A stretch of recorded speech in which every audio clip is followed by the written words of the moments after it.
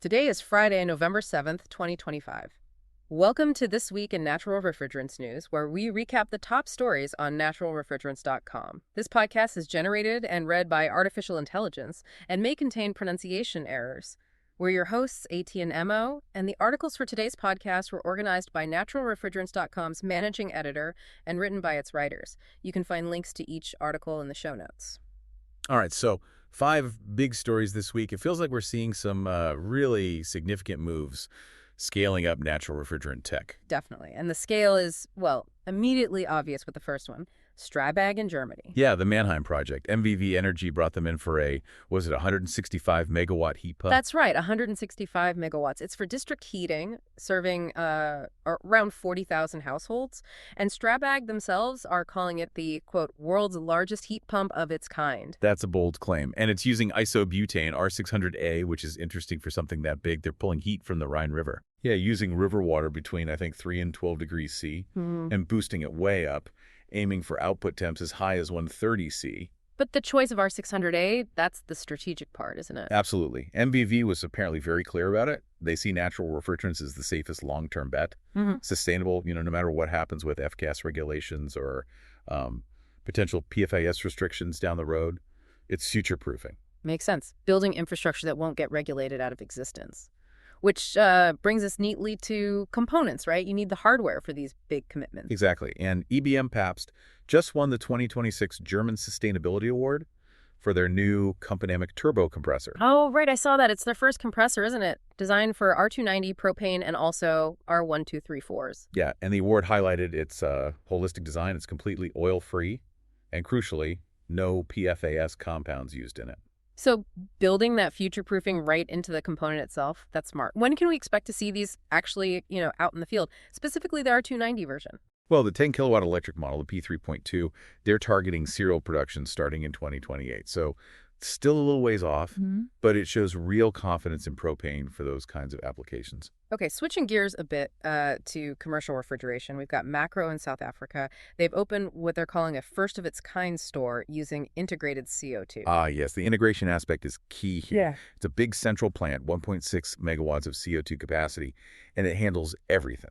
Everything, like refrigeration and AC. Yep, low temp, medium temp refrigeration, naturally, but also all the air conditioning using direct expansion CO2 air handling units, plus space heating and even domestic hot water, all from the one CO2 system. Wow, so no separate chiller for the AC or anything like that? Exactly, and the projected energy savings are pretty substantial. They're estimating somewhere between 20 and 30% lower electricity use compared to if they'd used a standard R404A system with, say, a chilled water loop for AC. 20 to 30%. That's huge. Pays for itself pretty quickly, I imagine. You'd think so. And a lot of that comes down to clever heat reclaim.